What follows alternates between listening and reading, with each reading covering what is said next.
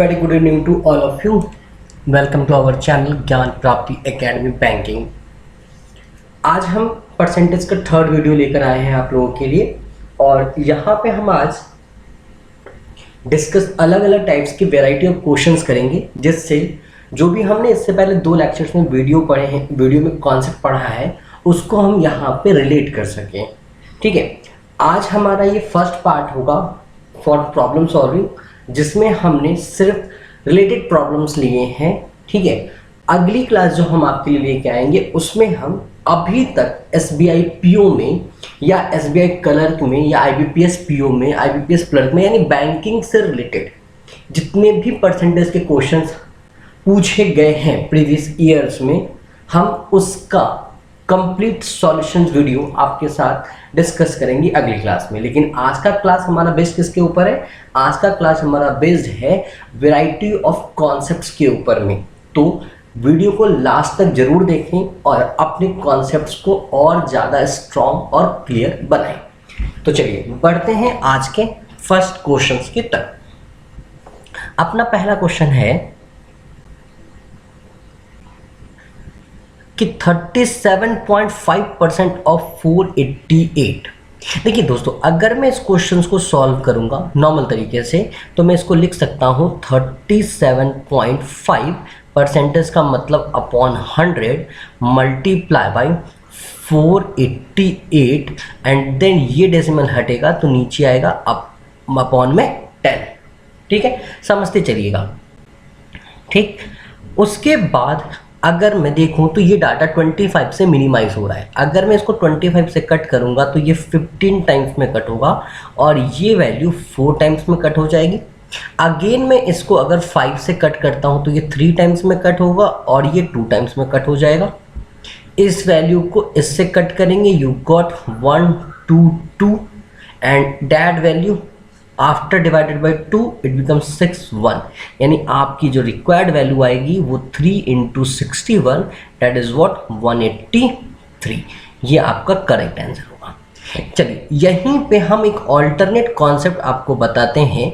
यहीं पे हम आपको एक ऑल्टरनेट कॉन्सेप्ट बताते हैं। वो कॉन्सेप्ट किसका है? तो आपने परसेंटेज पढ़ा था, उस समय हमने कहा था कि हम डाटा को फ्रैक्शंस में भी कन्वर्ट कर सकते हैं।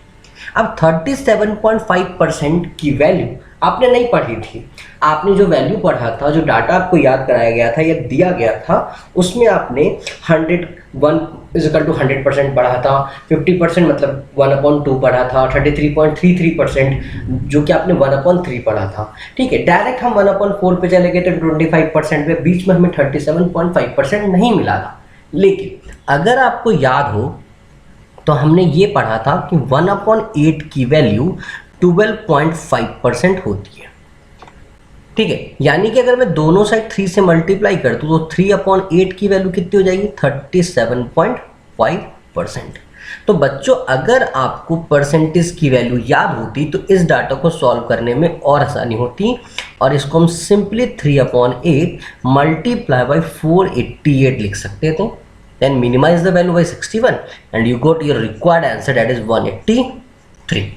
तो अगर आपको परसेंटेज का फ्रैक्शन कॉन्सेप्ट याद है तो क्वेश्चन बनाने में टाइम कम लगता है, सॉल्यूशन जो होता है वो आपका बहुत जल्दी हो जाता है, कैलकुलेशंस में टाइम आपका कम लगेगा। तो ये बेनिफिट्स आप के लिए आप पहले प्रीवियस वीडियो जाकर देखिए, जहां पे हमने आपको परसेंटेज के बेसिक्स कॉन्सेप्ट पढ़ाए हैं पार्ट 1 और पार्ट 2 में। आज हमारा पार्ट 3 है, जहां पे हम क्वेश्चंस को डिस्कस कर रहे हैं। बढ़ते हैं नेक्स्ट क्वेश्चन की तरफ। अगला क्वेश्चन है कि 37 इज 3.6% ऑफ व्हाट। ठीक है, 27 इज का मतलब इक्वल टू 3.6%। अगर मैं इसको लिखना चाहूं तो 3.6 अपॉन में 100 ऑफ x। यहां से अगर आप x की वैल्यू निकालेंगे तो क्या मिलेगा? 27 मल्टीप्लाई बाई 100 अपॉन में 3.6, डेसिमल रिमूव होगा, ऊपर में आ जाएगा 10। 9 4 टाइम्स में और 9 3 टाइम्स में, देन अगेन 25 टाइम्स, और आफ्टर मल्टीप्लीकेशन यू गॉट 750। ठीक है, तो 37 is 36% of what? It is 750। ठीक है, ये सारे कॉन्सेप्ट आपको प्रीवियस क्लासेस में डिस्कस किए गए हैं। अगर किसी को दिक्कत होता है तो एक बार तो यही वीडियो को रिकैप करके देख सकते हो, और रैदर आप एक बार जाकर प्रीवियस कॉन्सेप्ट को भी पढ़ सकते हो। चलिए बढ़ते हैं नेक्स्ट क्वेश्चन की तरफ। 1% of 1% of 25% of 1000। 1% is what? That is 1/100। Again 1% that is 1/100। 25% that is 25/100 multiply by what? 1000। तो देखो 3 0 तो यहीं कैंसिल हो जाएगा, ठीक है, और 1 0 यहाँ से, 2 और 1 3 कैंसिल हो गया। तो कितना बचेगा हमारे पास? 25/1000। तो आपका आंसर जो होगा दैट इज व्हाट? 0.025। और यहीं पे अगर मैं कहूँ कि अगर आपसे आपके ऑप्शंस किस में होते हैं, अगर आपके ऑप्शंस फ्रैक्शन में दिए होते, अगर आपके ऑप्शंस फ्रैक्शन में दिए होते तो आप इसको बहुत आसानी से मिनिमाइज कर सकते हैं। ठीक है, ये 25 1 टाइम्स में जाएगा और ये आपका 40 टाइम्स में जाएगा, तो उस कंडीशन में आपका आंसर 1/40 भी हो सकता है। तो डिपेंड करता है, अभी हमारा ऑप्शन डेसिमल में दिया है तो हम इसको आंसर टिक करेंगे, और अगर क्वेश्चन हमारा फ्रैक्शंस में दिया होता तो उस कंडीशन में हमारा आंसर 1/40 होता। तो मैंने आपको दोनों चीज़ें यहाँ पर क्लियर करा दी हैं। देखिए नेक्स्ट क्वेश्चन की तरफ देखते हैं। नेक्स्ट क्वेश्चन में क्या दिया हुआ है? 8% of x is equal to 4% of y and then 20% of x is equal to question mark, मतलब कि आपको निकालना है 1% ऑफ y। इस टाइप के क्वेश्चन में आपको बहुत सिंपल काम ये करना होता है। देखो दोनों साइड अगर देखा जाए तो यहाँ पे परसेंटेज ऑफ x को कंपेयर किया गया है परसेंटेज ऑफ y के साथ गिवन डाटा में, और देन फाइंड आउट में भी परसेंटेज ऑफ x को परसेंटेज ऑफ y के साथ कंपेयर किया गया है। तो इस टाइप के क्वेश्चन में आपको सब कुछ इग्नोर कर देना है, बस न्यूमेरिकल वैल्यू कंसिडर करना है। 8 इज इक्वल टू 4 दिया हुआ था और 20 इज इक्वल टू x दिया हुआ था। x को आप क्वेश्चन मार्क मान लीजिए, कंफ्यूजन नहीं होना चाहिए। तो question mark is equal to क्या हो जाएगा? 20 multiply by 4/8 that is minimise by 2 and then 10। तो यानी क्वेश्चन मार्क की वैल्यू क्या हो गई? 10। तो आपका आंसर क्या आएगा? 10% of y। Correct answer is what? 10% of y। चलिए आगे बढ़ते हैं। नेक्स्ट क्वेश्चन है, if a number is divided by 14, किसी भी नंबर को 14 से डिवाइड किया जाता है, then it becomes equal to 10% of the second number, और वो नंबर आपका दूसरे नंबर के 10% के बराबर हो जाता है। तो आगे क्वेश्चन पूछ रहा है कि first number is how much percent more than second number. तो देखिए इसके लिए क्या करना है, just to be assume first number आपका x मान लेते हैं और सेकेंड नंबर आपका y मान लेते हैं। तो अकॉर्डिंग टू क्वेश्चन जब x में 14 से डिवाइड किया गया है तो वो 10% ऑफ y बन जाता है। यानी हम ये कह सकते हैं कि x/14 जो है वो y/10 होगा, क्योंकि आपको पता है 10% की फ्रैक्शन वैल्यू क्या होती है? अपॉन 10 होती है, 1/10 होती है। तो ये 10% ऑफ y था, ये क्या हो जाएगा? y/10 हो जाएगा। यहाँ से अगर आप क्रॉस कर ले तो x/y is equal to what? 14/10। यानी हम कह सकते हैं कि x 14 को रिप्रेजेंट कर रहा है और y 10 को रिप्रेजेंट कर रहा है। तो फर्स्ट नंबर कितना ज़्यादा है? तो भाई देख लीजिए कितना ज़्यादा है, 4 ज़्यादा है। किसके रिस्पेक्ट में? सेकेंड नंबर, मतलब 10 के रिस्पेक्ट में। Multiply by 100 you got 40%। तो आपका आंसर क्या होगा? 40% होगा। सिंपली था कि एक नंबर है जिसको हमने डिवाइड किया है किससे? 14 से, तो दूसरा नंबर 10% हो जाता है, ठीक है, अपने ही नंबर का। तो बस यहाँ से आपको वैल्यू को इक्वेट करना था, इसके अलावा कुछ भी यहाँ पे एक्स्ट्रा एफर्ट्स नहीं लगाने थे। बढ़ते हैं आगे। क्वेश्चन है, Amina saved 16% of her income. चलिए इस क्वेश्चन को स्टार्ट करने से पहले मैं आपको बहुत छोटा सा बेसिक कॉन्सेप्ट बता देता हूँ। आपको पता होना चाहिए कि income is equal to saving plus expenditure होता है, या आप इसी चीज़ को ऐसे भी कह सकते हैं कि saving is equal to income minus expenditure होता है। तो बस इस बात को ध्यान में रखते हुए भी हम इस क्वेश्चन को सॉल्व करेंगे। एक इंसान जितना पैसा अर्न करता है वो पैसा बराबर होता है उसके सेविंग प्लस उसके एक्सपेंस, उसके खर्चे के। ठीक है, तो देखिए इस क्वेश्चन को हम कैसे सॉल्व करेंगे। क्वेश्चन है कि Amina save 16% of her income. Amina नाम की कोई लड़की है जो अपने इनकम का 16% क्या करती है, सेव करती है। तो मान लीजिए कि उसकी इनकम वैल्यू कितनी है, 100% है। अगर वो सेविंग 16% कर रही है, इसका मतलब एक्सपेंडिचर जो वैल्यू है वो 84% है। ठीक है, एक्सपेंडिचर वैल्यू कितनी है उसकी, 84% है। आगे कहता है now her income is increased by 20%। अब उसके इनकम को 20% बढ़ा दिया गया, मतलब जो न्यू इनकम है वो अब कितना हो गया है, 120% हो गया। उसका न्यू इनकम कितना हो गया है, 120% हो गया है। और save the same amount as before. देखिए यहाँ पे एक वर्ड कहा है save the same amount as before, यानी कि जितना पैसा वो पहले सेव करती थी अभी भी वो उतना ही पैसा सेव कर रही है। यानी कि यहाँ पे नो चेंज होगा, मतलब एक्सपेंडिचर अभी भी आपका कितना है, 84% है एज अ प्रीवियस। तो भैया सेविंग कितना हो जाएगा, 120 अब उसकी इनकम हो गई, 84 उसका एक्सपेंडिचर है, मतलब सेविंग कितनी हो गई उसकी, अब उसकी जाकर सेविंग हो जाएगी आपकी 100। अच्छा सॉरी, मैंने कुछ, हाँ एक लाइन गलत लिख दिया। यहाँ पे उसने सेविंग को सेम बताया ना, एक्सपेंडिचर तो चेंज हुआ है, सॉरी। हाँ एक बार मैं रिकैप कर देता हूँ वापस से, कंफ्यूजन नहीं होगा आपको, जस्ट अ मिनट। हाँ देखिए मैं ये कह रहा था कि यहाँ पे कहा कि उसकी इन सैलरी कितने से इंक्रीज हुई है, 20% से सैलरी उसकी इंक्रीज हो गई है। इसका मतलब इनकम कितना हो जाएगा उसका, 120%। And he save the same amount, उसने सेविंग सेम किया, मतलब अभी भी एस कितना है, 16% है। इसका मतलब एक्सपेंडिचर कितना होगा, इनका डिफरेंस, और इनका डिफरेंस कितना है, 104%। ठीक है, अब क्वेश्चन आपसे पूछना ये चाह रहा है कि बताइए कि कितना परसेंट इंक्रीज किया है उसका एक्सपेंडिचर, कितना परसेंट इंक्रीज किया है उसके एक्सपेंडिचर में। तो सबसे पहले हमें पता है कि अगर इंक्रीज निकालना है तो देखना डिफरेंस कितने का होगा, तो डिफरेंस कितने का हो रहा है, 20 का हो रहा है। ठीक है, हमने इंक्रीज निकालना है, कितना इंक्रीज किया है। तो आपको मैंने बता दूं कि जब भी परसेंटेज निकाला जाता है, मैंने फर्स्ट डे बताया था कि किसी के रिस्पेक्ट में निकाला जाता है, तो ये निकालना होगा आपके इनिशियल एक्सपेंस। तो इनिशियल एक्सपेंस कितना था, 84, डेट वैल्यू मल्टीप्लाई बाई 100।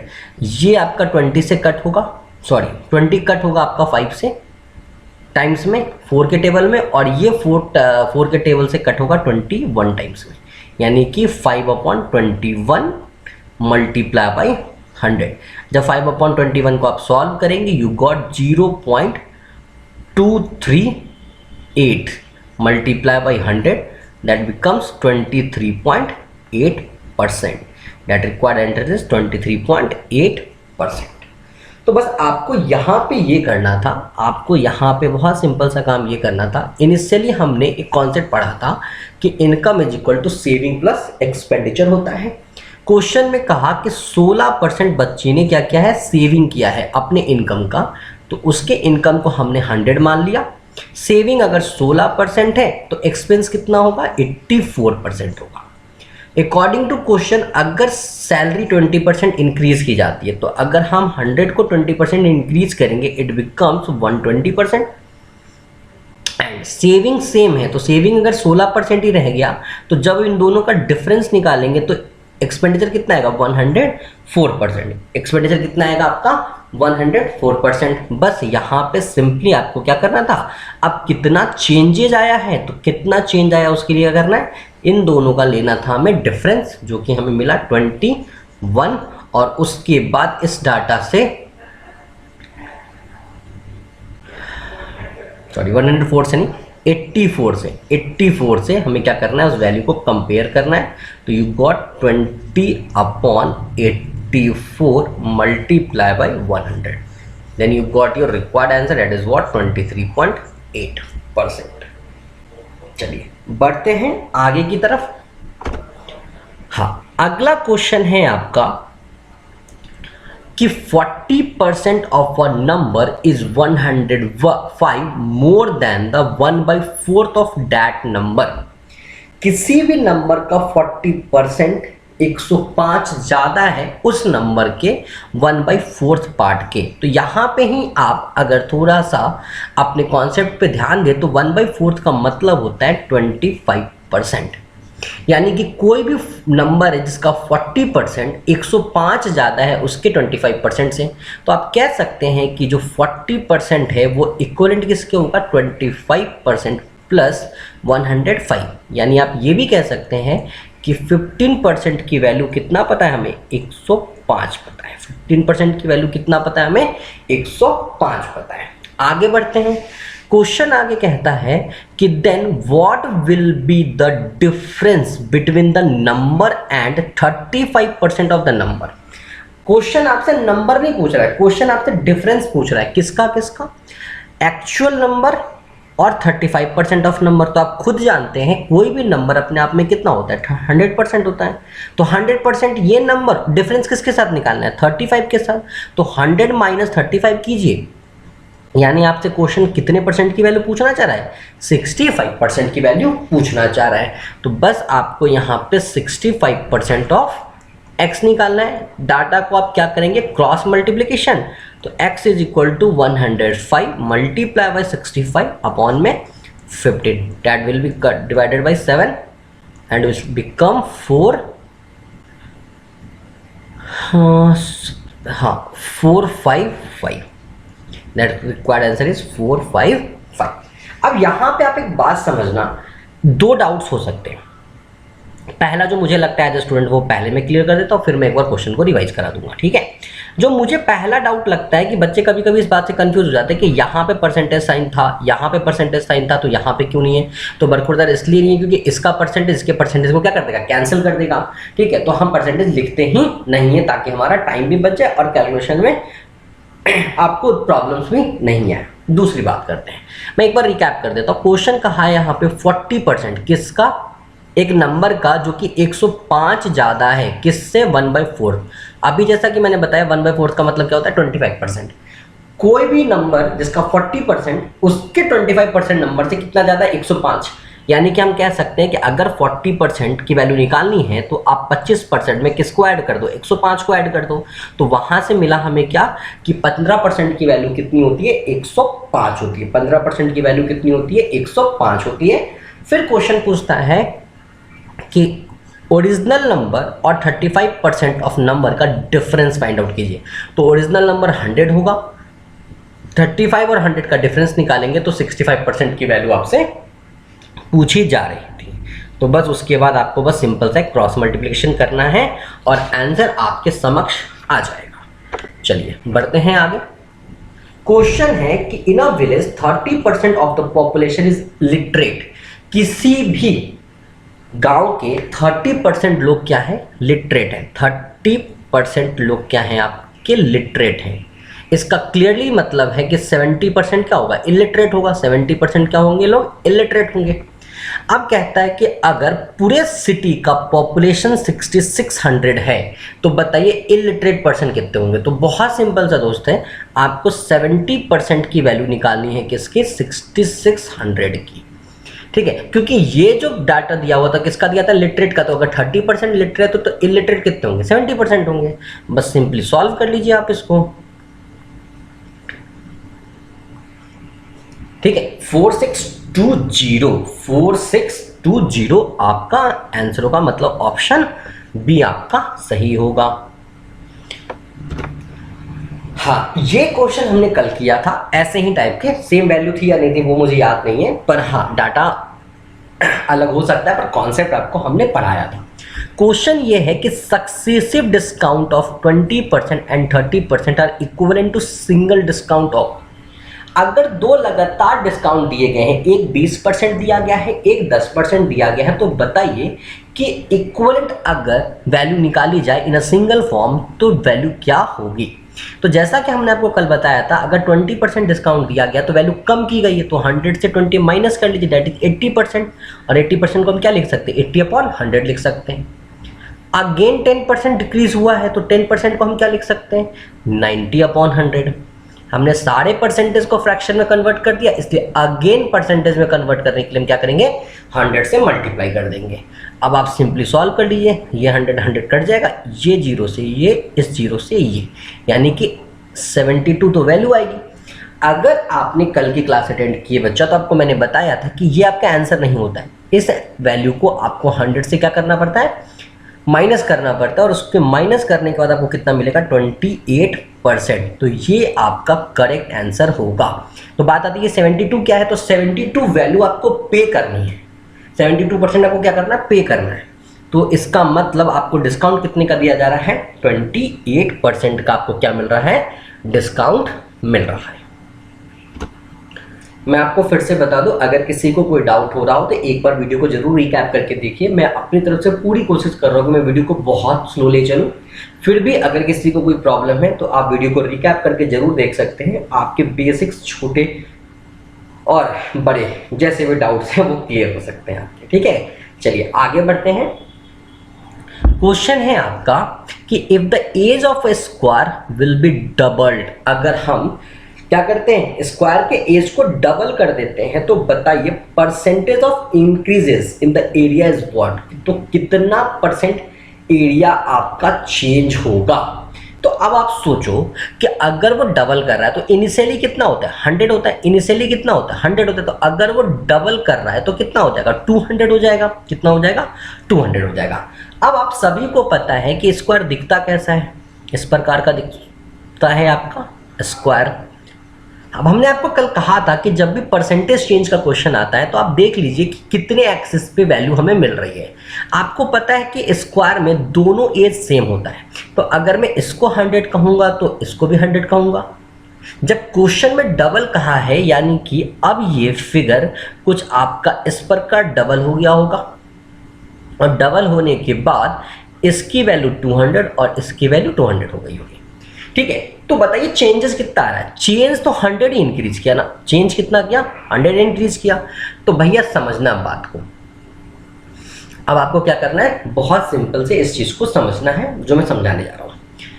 पहले वैल्यू 100 थी, उसको डबल किया तो 200 हुआ, चेंजेस कितने हैं, 100 किया है। अब देखिए क्या करना है, हमने कहा था कि जितना बढ़ के आएगा उतना परसेंटेज की वैल्यू भी लिखनी, जैसे अभी हमने लास्ट क्वेश्चन में किया था कि वो 20% डिक्रीज हुआ था, तो 100 में से 20 माइनस कर दिए थे।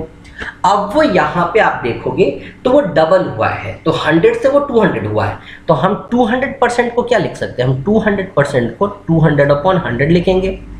अब दोनों एज पे सेम काम हुआ है तो अगेन 200/100 लिखेंगे, and that value multiply by what, 100। तो ये 100 से 100 कट जाएगा, ये 00 से ये 00 कट जाएगा, मतलब 400 आपका क्या आया, वैल्यू आया। अब वापस यही बात कहूंगा मैं कि ये 400 आपका आंसर नहीं होगा, यहाँ पे आपको इस डाटा को 100 से क्या करना है, माइनस करना है। तो चेंज इन परसेंटेज कितना आया आपका, 300% आया, यानी चेंज इन परसेंट आपकी वैल्यू कितनी आएगी, 300% आएगी। बस ये ध्यान रखिएगा, कभी भी ये गलती मत कीजिएगा कि आपने सॉल्व किया और आपसे कोई पूछ ले कि बताओ क्या आंसर हुआ, तो जो वैल्यू आएगी वो आंसर कभी नहीं होता है। उसके बाद या तो वैल्यू 100 से ज़्यादा होगी या तो वैल्यू 100 से कम होगी, दोनों ही केस में 100 से डिफरेंस निकाला जाता है। चलिए आगे बढ़ते हैं। अगला क्वेश्चन है कि अगर बेस ऑफ ट्रायंगल को 10% इंक्रीज कर दिया जाए और हम ये चाहते हैं कि उसके हाइट में कोई भी चेंजेस ना किया जाए, सॉरी मैंने गलत पढ़ दिया। हाँ, क्वेश्चन ये है कि अगर ट्रायंगल के बेस को 10% इंक्रीज किया जाए और हम ये चाहते हैं कि उसके एरिया में किसी भी प्रकार का चेंजेस नहीं हो, तो बताइए हाइट को कितने परसेंट से डिक्रीज करना पड़ेगा। तो देखो यहाँ पे अगर मैं कहूँ तो एक वैल्यू को बढ़ने से, एक वैल्यू को आपने बढ़ाया है, 10% बढ़ाया है, और आप चाह रहे हो कि उसके दूसरे वैल्यू को कितने परसेंट से घटाया जाए कि नो चेंज आए। क्या है, नो चेंज आए। नो चेंज कहने का मतलब अभी भी इनका प्रोडक्ट इनिशियल दिखे, मतलब कि 1 दिखे। तो मैंने आपको बताया था कि अगर दो रिलेशंस का प्रोडक्ट आपको 1 लाना है तो आप सिर्फ किसका कॉन्सेप्ट यूज करेंगे, जो हमने कल फ्रैक्शन टेबल यूज किया था उसका। तो आप खुद देखिए, अगर डाटा को 10% से बढ़ाया बढ़ाया जा रहा है तो रिस्पेक्टिव वैल्यू को कितने परसेंट से घटाना चाहिए। तो 10% का मतलब होता है 1/10, तो घटेगा किससे, वो 1/11 से। 1/11 का मतलब क्या होता है 100/11। What 100/11, the correct answer is 100/11%। ठीक है, बहुत सिंपल था। जो कल मैंने कॉन्सेप्ट बताया था मैं वापस से बता रहा हूँ, उस कॉन्सेप्ट को इसीलिए डिस्कस किया गया था ताकि कल आगे चल के आपको कोई भी प्रॉब्लम्स ना आए। ठीक है, एक बार वीडियो को रिकैप कर लीजिएगा और प्रीवियस वीडियो जरूर देखिएगा जिससे आपके बेसिक कॉन्सेप्ट यहाँ पे क्लियर हो सके। वापस से मैं बता देता हूँ, यहाँ पे एरिया में चेंजेस नहीं करना था, मतलब इनिशियल और फाइनल एरियाज क्या थे, सेम थे, दैट इज नो चेंज। ठीक है, एक पोर्शन को इंक्रीज किया जाता है, एक पोर्शन को डिक्रीज किया जाता है, मतलब कि दो डाटा का मल्टीप्लिकेशन आपको क्या लाना था, 1 लाना था। ठीक है, क्योंकि हमें पता है कि हम इनिशियल परसेंटेज जो मानते किसी बॉडी का वो 100% मानते हैं और 100% किसके बराबर होता है, 1 के बराबर होता है। बस दोनों डाटा को आप इक्वेट कीजिए, आपका आंसर आपके समक्ष होगा। चलिए बढ़ते हैं नेक्स्ट क्वेश्चन की तरफ। Each side of a cube is decreased by 25%, then ratio of volumes of original cube and the resultant cube. तो देखो, अगर मैं बात करूं ओरिजिनल क्यूब का लेंथ आप कितना मानोगे, 100। 25% डिक्रीज होने का मतलब नया वाला का एज कितना हो गया, 75। ठीक है ना, ओरिजिनल का अगर हम 100 एज्यूम करते हैं तो रिजल्टेंट का कितना हो गया, 75। क्यों हुआ, क्योंकि 25% क्या हुआ, डाटा डिक्रीज हुआ है। अब दोनों को आप कंपेयर करो, 100:75 की वैल्यू कितनी हो जाएगी, 4:3। ठीक है, अब आप सभी को पता है कि जब हम वॉल्यूम निकालते हैं तो वॉल्यूम क्या होता है, वॉल्यूम जो होता है वो एज का क्यूब होता है। तो implement both side, cube 4³ 3³, then what you got 64:27। तो करेक्ट आंसर इज 64:27। सिंपल था, इस क्वेश्चन में कुछ भी एक्स्ट्रा नहीं था, जो मतलब हम कह सकते हैं कि बहुत ज्यादा दिमाग लगाने जैसा कुछ था। नेक्स्ट क्वेश्चन है आपका, the population of a village increased by 5% annually. किसी भी गांव का पॉपुलेशन 5% एनुअली इंक्रीज होता है। If its present population is 4410, then its population 2 years ago. Question ये कह रहा है कि मान लीजिए कोई भी शहर है, उसमें हर साल 5% पॉपुलेशन इंक्रीज होता है। ठीक है, 2 साल जब इंक्रीज हो चुका है तो इंक्रीज होने के बाद इसका पॉपुलेशन कितना है, 4410। तो आपसे पूछा गया है कि बताइए इनिशियली इसका वैल्यू कितना था, इनिशियली इसकी पॉपुलेशन कितनी थी। तो आपको क्या करना है, 5% इंक्रीज किया है ना, तो मतलब वो पहले क्या हो जाएगा, 100/5 मल्टीप्लाई बाई 100/5 और अगेन मल्टीप्लाई बाई 100। तो परसेंटेज कितना चेंज हुआ वो देखते हैं। तो अगर हम इनका मल्टीप्लिकेशन करेंगे तो 5 के रूल के अकॉर्डिंग आप कर लीजिए, 11025/100। इसका मतलब 110.25% इंक्रीज हुआ है, बढ़ा है, मतलब 100 तो था, ये बढ़ के कितना हुआ है, 110.25%। और इसकी वैल्यू किसके बराबर है, 4410 के। तो अब 100% मतलब इनिशियली वैल्यू निकालना है, तो 100% वैल्यू इसका क्या हो जाएगा, x की वैल्यू आप निकालेंगे, you got 4410 multiply by 100 upon में 110.25। इस डेसिमल को रिमूव कीजिए, यहाँ 100 हो जाएगा। 25 से कट कीजिए, ये 4 टाइम्स में कट होगा। ये 25 से कट कीजिए, ये 4 1 टाइम्स में कट होगा। ये वैल्यू आपकी 10 बार में कट हो जाएगी, यू गॉट 4000। ठीक है, योर करेंट आंसर इज 4000। अच्छा, मैं आपको एक चीज़ और यहाँ पे बता दूँ, अगर किसी को समझना हो, ऑप्शन से भी आप बना सकते थे, इसमें कोई दिक्कत ही नहीं था, आप ऑप्शन से भी जा सकते थे। पॉपुलेशन इंक्रीज हुआ है, तो अगर बढ़ने के बाद 4410 है, बढ़ने के बाद 4410 है, तो पहले तो ऑब्वियस वाली कम होगी, तो पहले कम होगी, तो ये ऑप्शन तो आपका पहले ही हट गया था। अब बचा आपके पास 3 वैल्यू। ठीक है, you just take out this value कि 4000 है, 4000 का 5% क्या होगा, तो इसका 5% अगर आप निकालेंगे तो 4000 का 5% आप इस प्रकार लिखेंगे, तो you got what, you got 200। तो मतलब अब वैल्यू कितनी हो गई, 4200। और इसका 5% निकाल लीजिए, तो 4200 का अगर 5% आप निकालेंगे तो यू गॉट 210। इसको ऐड कर लीजिए, 4410 आपका आंसर था। तो आप ऑप्शन से भी बना सकते थे, वो आपके लिए भी पॉसिबल था यहाँ पे। चलिए आगे बढ़ते हैं। अगला क्वेश्चन है कि a candidate who got 20% marks in the examination and fails by 30 marks. एक लड़का है जो 20% स्कोर करता है और 30 नंबर से फेल हो जाता है।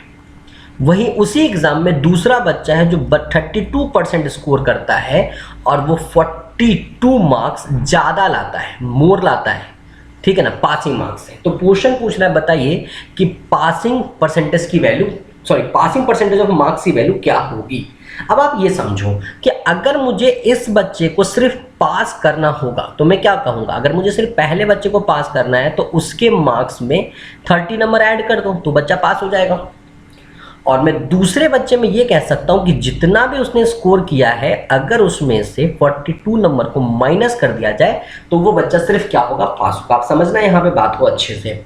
मैंने ये कहा कि अगर कोई बच्चा 20% नंबर लाया है और वो 30 मार्क्स से फेल हुआ है तो उस बच्चे को अगर पास करना है तो जितना वो स्कोर कर रहा है उसमें 30 नंबर ऐड कर दीजिए, वो बच्चा क्या हो जाएगा, पास हो जाएगा। सेम उसी एग्जाम में अगर कोई बच्चा 32% मार्क्स लाता है और वो 42 नंबर ज़्यादा लाया है पासिंग से तो 42 माइनस कर दो, सिर्फ वो भी बच्चा पास होगा। अब यहाँ पे दोनों बच्चा क्या हो गया, पास हो चुका है। तो बस अब डाटा को इक्वेट कर लीजिए, ये परसेंटेज उधर जाएगा तो 16% इज इक्वल टू 72 हो जाएगा। अब आपसे पासिंग मार्क्स की वैल्यू पूछी गई है तो आप किसी भी वैल्यू को निकाल लीजिए, या तो 20 या तो 32। हम अभी 20 को निकाल लेते तो 20% is equal to x, cross multiplication करके सॉल्व करेंगे, 20 मल्टीप्लाई बाय 72 अपॉन 16। हाँ मैंने यहाँ पे 12 होगा, ध्यान रखिएगा, ये भी 12 होगा, ये 6 टाइम्स में कट होगा, 120 वैल्यू हो जाएगी। तो 120 तो बच्चे लाए थे, वो 30 नंबर से फेल हुआ, मतलब प्लस 30 और ऐड कर दीजिए, ठीक है। तो बच्चे को मिनिमम कितना मार्क्स लाना होगा, 150 मार्क्स लाने होंगे। बच्चे को मिनिमम कितना मार्क्स लाना होगा, 150 मार्क्स लाना होगा। ये ऑप्शंस गलत है, ठीक है, ये ऑप्शंस गलत है। आपका करेक्ट आंसर क्या होगा, 150 होगा, ठीक है, ध्यान रखिएगा। चलिए बढ़ते हैं नेक्स्ट क्वेश्चन की तरफ। एक इलेक्शन में दो कैंडिडेट खड़े होते हैं, जो कैंडिडेट 38% वोट मिलता है, एक कैंडिडेट है जिसको 38% वोट मिलता है, मान लीजिए एक को 38% वोट मिलता है और वो हार कितने से जाता है, 7200 से हार जाता है। तो पहले हम बात करते हैं, अगर एक को 38 मिला तो दूसरे को कितना मिला होगा, तो दूसरे को 62% मिला होगा। अब आप समझना, क्वेश्चन के कहने का मतलब है कि वो हारता 7200 वोट से, मतलब कि इनका जो डिफरेंस वैल्यू है वो किसके बराबर होगा, 7200 के बराबर होगा। तो इसका डिफरेंस वैल्यू कितना है, इसका डिफरेंस वैल्यू है 24%, जो कि किसके बराबर है, 7200 के बराबर है। तो आपसे पूछा है कि बताइए total number of valid votes, तो यहाँ पे इनवैलिड की बात नहीं हुई थी, मतलब 100% वैलिड वोट होगा। आप यहाँ से वैल्यू निकालिएगा, मैं आपको ये चीज़ बता देता हूँ कि इसका आंसर क्या होगा, लेकिन उससे पहले आप वीडियो को पॉज कीजिएगा और क्वेश्चन को सॉल्व कीजिएगा। क्वेश्चन सॉल्व करने के बाद आप देखिए आपका आंसर क्या आता है, देन वीडियो को कंटिन्यू कीजिए और आप देखेंगे कि आपका आंसर 30,000 ही आएगा। तो दोस्तों आज के लिए इतना ही है। हमने वैरायटी ऑफ क्वेश्चंस आपके साथ डिस्कस करने की कोशिश की है। अगली क्लास में हम आपके साथ जो प्रीवियस क्वेश्चंस पूछे गए हैं वो डिस्कस करेंगे और होप सो कुछ और भी वैरायटी ऑफ क्वेश्चंस हम आपके साथ डिस्कस करने की कोशिश करेंगे, जिससे आपके बेसिक्स और मजबूत हो और ज़्यादा से ज़्यादा चांसेस हो कि आप पेपर को क्लियर कर सकें। तो आज के लिए इतना ही गाइस, थैंक यू।